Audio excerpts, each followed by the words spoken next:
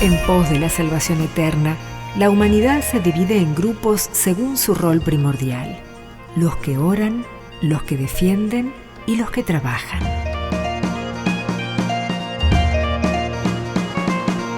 La defensa es una acción concreta, funcional, investida de ideales y personajes míticos que le sirven de modelo.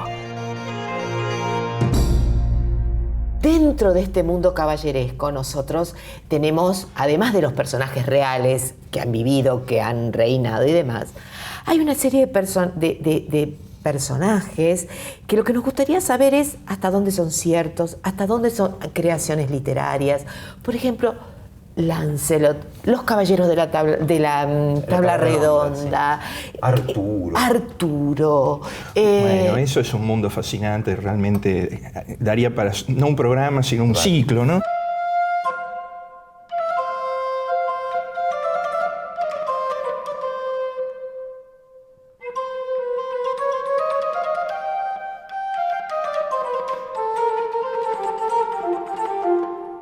Toda la leyenda artúrica o de la mesa redonda, la tabla redonda. ¿Existieron en algún momento? ¿Existió Arturo?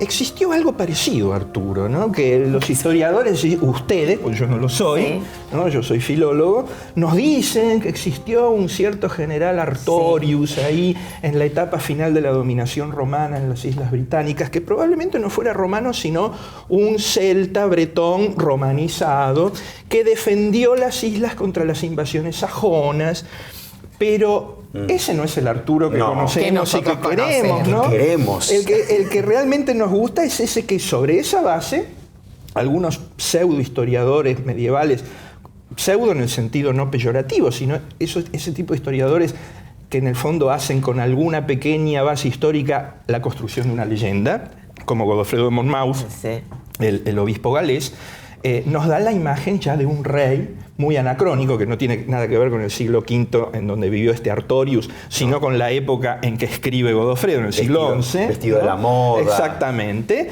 Un paladín de la caballería, un preclaro monarca que tiene la idea de rodearse de los mejores guerreros del mundo y generar entre ellos un lazo de hermandad igualitario, por eso la tabla redonda, ¿no? Donde nadie tenga primacía, y donde además, y volvemos al tema de las relaciones entre el orden sagrado del primer estado de los oradores y de los monjes o de los religiosos y los caballeros, se agencia el consejo sabio de Merlín, que Merlín no es solamente un mago ni un hechicero, es un sabio.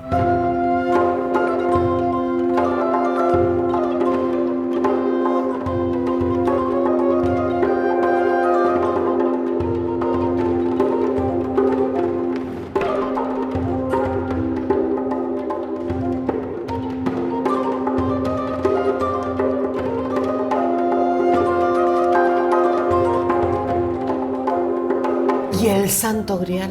Eso viene después cuando la leyenda pasa a Francia y entonces esa base legendaria artúrica se mistura por obra de un gran novelista de la época, un francés, Chrétien de Troyes, o Cristiano de Troyes, si lo queremos castellanizar, que sobre la base de esa leyenda bretona, céltica de Arturo, añade dos cosas. Primero, el código del amor cortés que toma de los franceses del sur, de los provenzales, que todavía no eran franceses.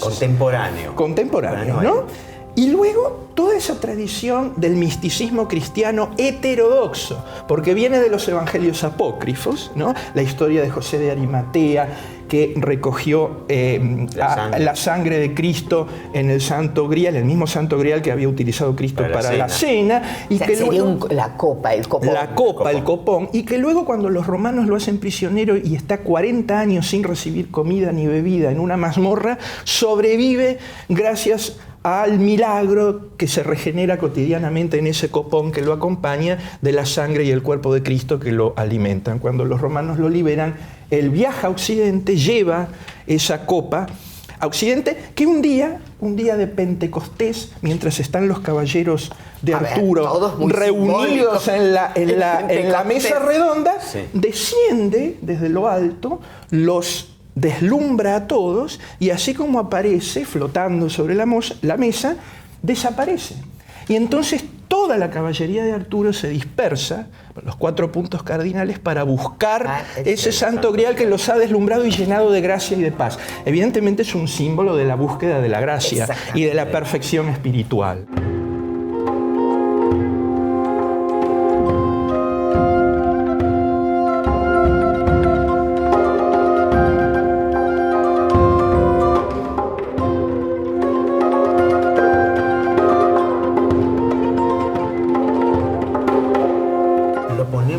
En época tenemos este ciclo, el amor cortés, y en el arte, el románico. Es esa época. Es esa época, ¿no es cierto? Un arte oscuro, cerrado, lleno de una simbología que hoy es dificultosa de leer, pero sumamente apasionante. Pero así muy espiritual. Es tremendamente espiritual. Un gran periodo de monasterios y las puertas abiertas hacia la cruzada.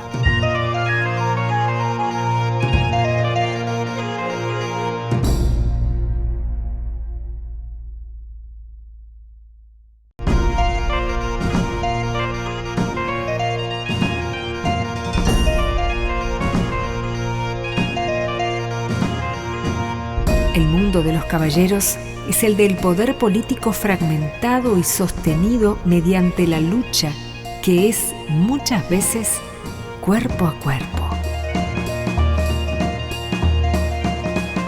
Pero cambian las tecnologías y con ellas las posibilidades y necesidades. ¿En qué deviene entonces la caballerosidad?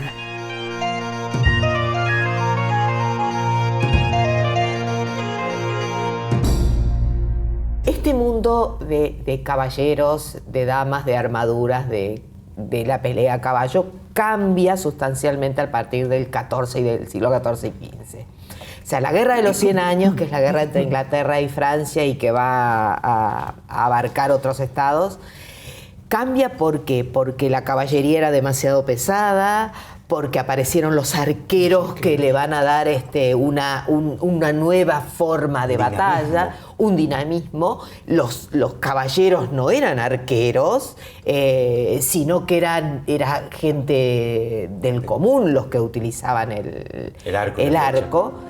Y sobre todo se termina de cambiar cuando aparece y se empieza a implementar la pólvora.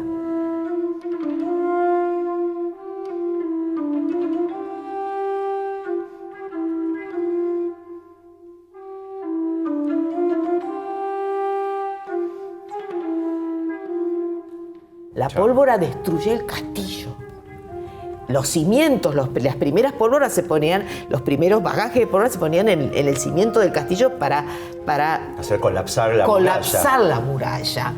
Entonces, ¿qué hacemos con ese caballero educado en las lides, digamos, a caballo, con la armadura, con el cuerpo a cuerpo, cuando la pólvora lo cambia absolutamente todo?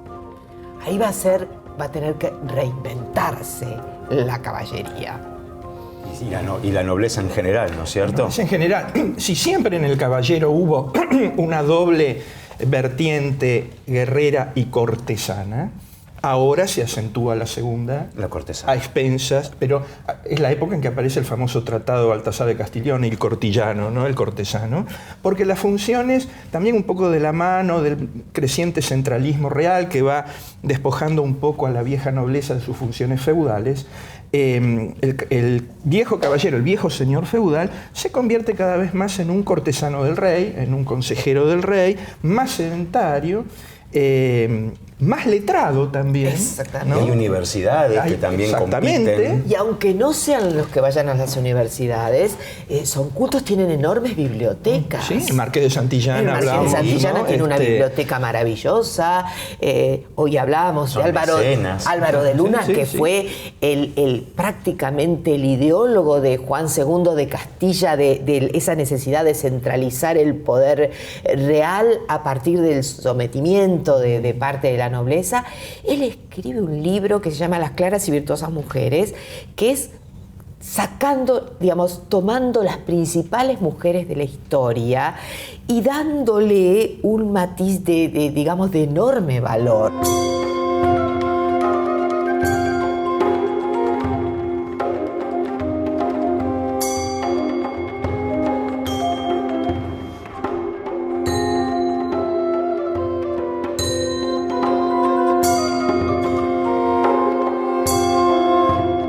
Es interesante cómo cuando en Europa se da este fenómeno que en cierto modo atenta contra los viejos ideales heroicos de la caballería guerrera, en el dominio hispánico hay un canal por donde esos viejos ideales sobreviven, que es la conquista y colonización de América. Porque, por más que se hacen con armas de fuego, naturalmente, sí, pero allí, no digo que todos, porque ya sabemos que la conquista de América es un fenómeno muy complejo donde hubo actitudes de toda índole, algunas muy viles, por supuesto. Pero había muchos conquistadores y colonizadores de América que eran lectores de libros de caballerías. Esto está atestiguado, incluso está en las listas de embarque, y que tomaban ese ideal como un modelo. Porque en el fondo ellos sentían que llegaban a un lugar desconocido, de una naturaleza exuberante, con culturas absolutamente ajenas, con animales y plantas totalmente desconocidos que les parecían cosa de magia, y constantemente están refiriendo esas realidades que encuentran a las magias y maravillas de los libros de caballerías, de esas ficciones caballerescas de las que hablábamos. Y ellos mismos entienden que su labor de conquista y colonización y evangelización del nuevo territorio es un poco una empresa tan absolutamente desmedida y heroica en grado extremo como la que acometían los caballeros literarios contra esos monstruos y contra esas maravillas o magias de los libros. Una nueva cruzada, pero también en términos de maravilla.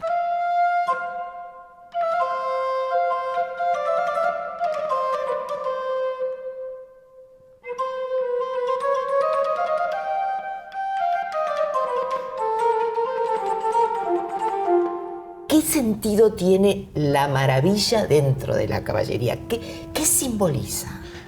Eso viene de los viejos sustratos míticos célticos que hemos visto, pero también se mixtura con esa otra categoría de lo sobrenatural medieval, que es lo milagroso, lo maravilloso y lo milagroso, a través de la leyenda del Grial. Entonces, eso es lo que aporta a estas narraciones la simbolización o la manifestación de lo imponderable, de aquello que el hombre no puede calcular, no puede prever. Ese es el símbolo de lo maravilloso. Exactamente. El mundo no es mensurable por completo ni controlable por completo por el hombre. El hombre tiene que estar dispuesto a lo que le venga dado sin que lo pueda prever. Ese es el verdadero sentido de la palabra aventura. Aventura viene del latín adventurus, que es un participio futuro, es lo que viene, lo que nos viene de manera imprevista. Y una buena formación humana es aquella que nos prepara para poder recibir eso, no pretender entenderlo, pero sí acogerlo y poder utilizarlo en nuestro provecho. O sea, eso sería maravilloso como filosofía de vida. Y es una ayer, filosofía. hoy y siempre. Exactamente, ¿no? ¿Eso proviene de un orden de la naturaleza o una conciencia del orden de lo divino? ¿Eso que ha de venirme? ¿Es un designio divino? Es que no hay contradicción, porque los designios divinos se sirven de la naturaleza para manifestarse, ¿verdad? Y la naturaleza es la mostración del poder de lo divino. Exactamente.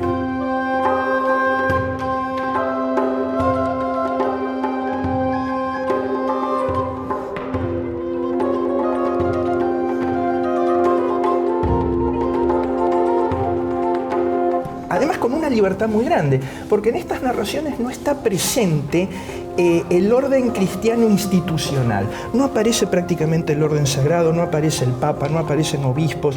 Aparecen hombres espirituales, cristianos, netamente cristianos, pero no bajo el control institucional de la Iglesia. Es muy curioso. Hombres santos. Hombres santos, ermitaños, ¿no? Que son inequívocamente cristianos, ¿no?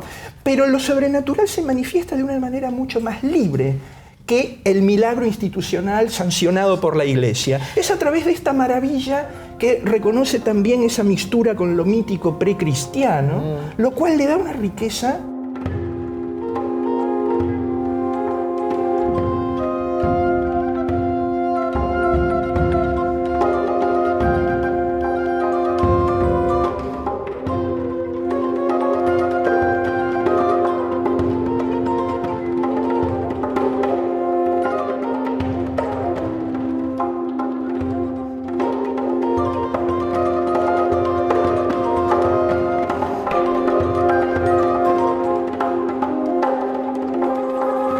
¿Cuáles serían los grandes héroes? Bueno, hablamos de Lancelot, hablamos de Arturo. Esos son los modelos, ¿no? Los modelos.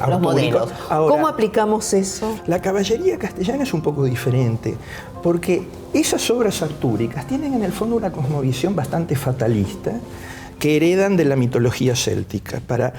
La historia de Arturo termina con una catástrofe, ¿no? La batalla de Salisbury, donde toda esa caballería de la tabla redonda se pierde. En cambio, la caballeresca castellana toma... Es más romana, es más virgiliana.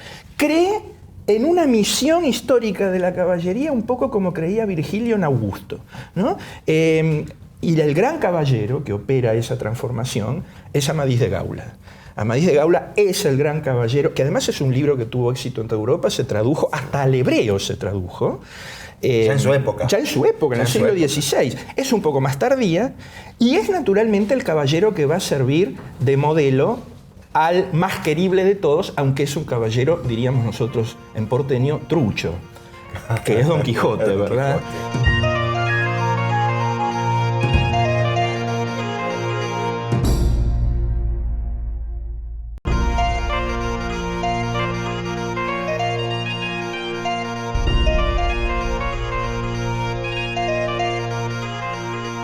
El Quijote de la Mancha es el hidalgo caballero al que Miguel de Cervantes Saavedra dio vida a inicios del siglo XVII.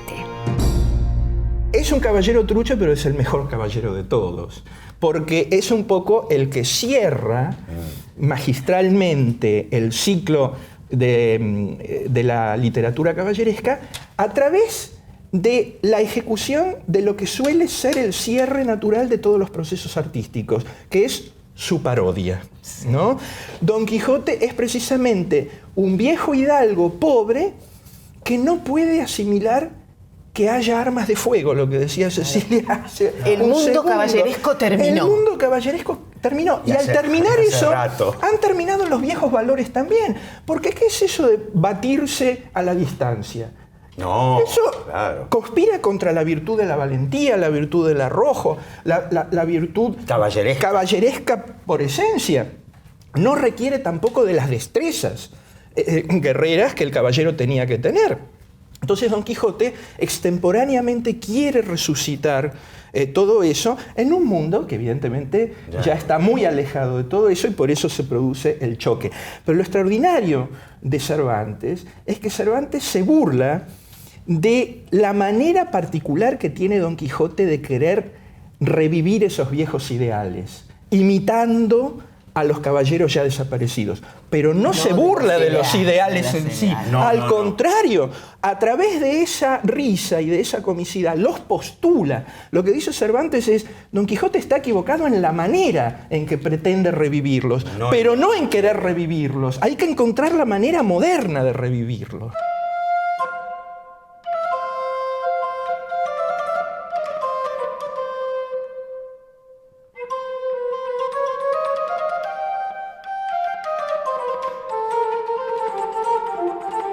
Y con semejante acompañante Sancho, que es justamente el contrapeso de la conciencia de lo real, que es como, dirá Unamuno más adelante, cuando recrea el Quijote, es el mejor alumno de Don Quijote. Lo baja. Porque Sancho, al cabo de la novela, ha aprendido los ideales de Don Quijote, pero está en condiciones de aplicarlos de una manera sensata, ¿no? Y no anacrónica.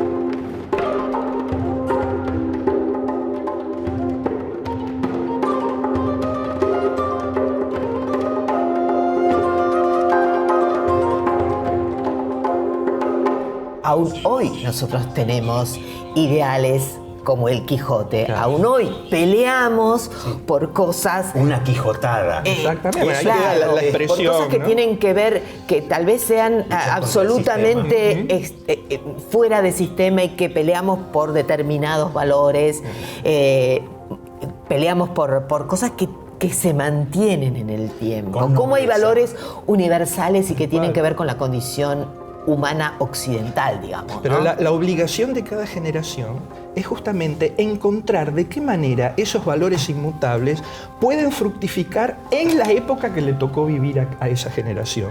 Porque lo demás es ser reaccionario. Y eso, ¿qué es lo que es Don Quijote, pobre?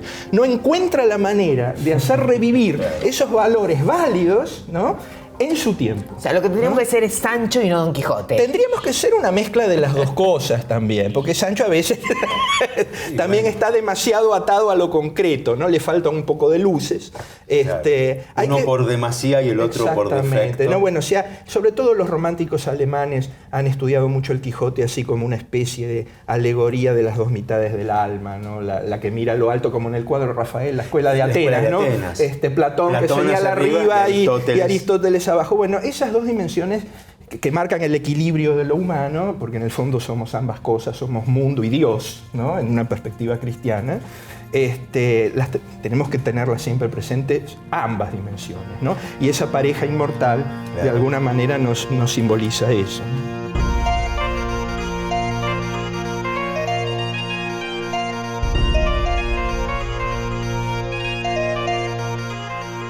Fue en Europa, durante la Edad Media, donde nacieron los jardines. El espacio intramuros era escaso y el jardín de la casa se encontraba en lo más profundo de la residencia. Algunos tenían un huerto o un gallinero para proveer a la familia. Los huertos se propagaron en el paisaje agrario medieval desde Islandia y hasta las costas mediterráneas. Las plantas diferían según las tradiciones y los paladares de las distintas regiones. Un huerto adecuado en el Imperio Franco de Carlomagno debía contar con diferentes tipos de hierbas, frutas, frutos secos y verduras. Los castillos y los monasterios medievales contaban con espaciosos jardines, donde los arbustos creaban recorridos o laberintos, a la vez que pequeños sitios de recogimiento y de descanso. Si había jardines, había también fuentes, árboles frutales y especies medicinales y aromáticas que atraían a las abejas que eran cuidadosamente atendidas. En los claustros monásticos, el jardín central era la conexión entre el cielo y la tierra, a la vez que, por ser un jardín cerrado e inaccesible, representaba al vientre de María, así como también al jardín del Edén. Los monjes y los clérigos errantes importaron de sus viajes plantas para los huertos de sus propios monasterios y para los jardines de los vicarios locales. De allí pasaban a los campesinos. En el siglo XI, los normandos descubrieron los jardines árabes en el sur de Italia y Sicilia y trajeron nuevos árboles como el pistacho o también los cítricos y nuevas verduras como la berenjena y la espinaca. El cultivo de estas frutas y verduras se basaba en un ingenioso uso del agua que los árabes habían adoptado de la antigua tradición persa para el riego, construyendo canales, acequias y fuentes de agua. Las primeras referencias a los jardines ornamentales vienen de los cruzados, en los siglos XII y XIII, quienes experimentaron esta cultura en los jardines en Oriente Medio, Sicilia y Andalucía. En el siglo XIII, San Alberto Magno escribió un libro llamado De Vegetabilibus et Plantis, en el que recopiló una gran cantidad de herbarios y donde incluyó una descripción de un jardín de recreo con césped verde. Los jardines señoriales eran usados para fiestas, banquetes y hasta para espectáculos juglarescos, naciendo dos de las largas tradiciones en cuanto a la jardinería se refiere: el jardín francés y el jardín inglés. Según cuál fuese su uso, el jardín medieval llenó de encanto las ilustraciones y los textos como emblema de belleza, solaz, evocación paradisíaca y elegancia.